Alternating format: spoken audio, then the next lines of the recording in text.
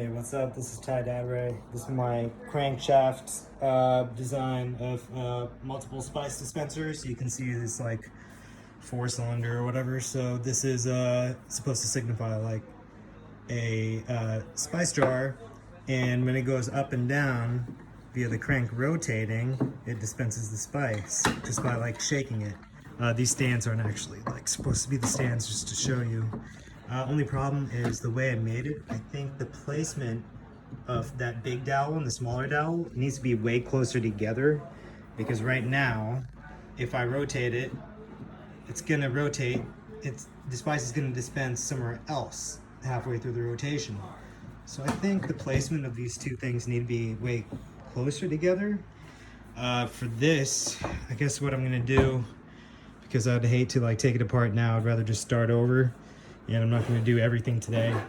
I think for this one, maybe what I'll do is kind of put this, so this is what the spice jar is supposed to go in to kind of guide it as it goes up and down, dispenses the spice down below into like a funnel.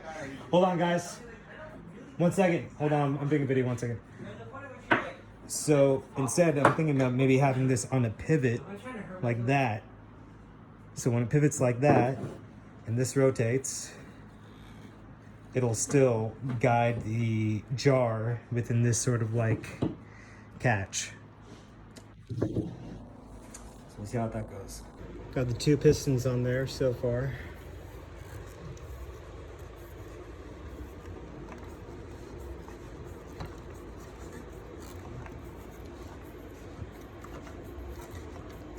Sick. Hell yeah. All right, let's throw those other 2 on. All right, added the other 2, and it's looking pretty good.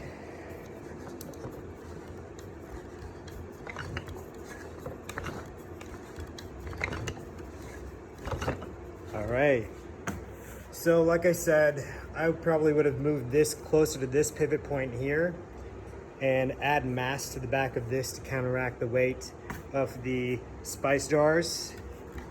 That'll definitely make it move smoother.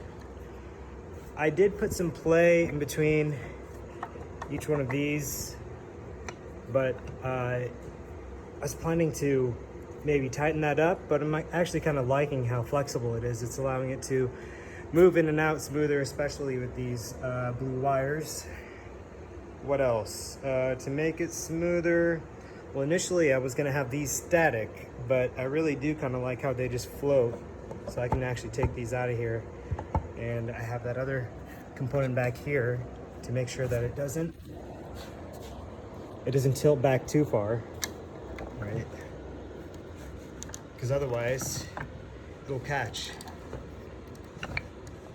That'll catch right there if it tilts back too far. And on the other side, this prevents it from slipping forward and falling off.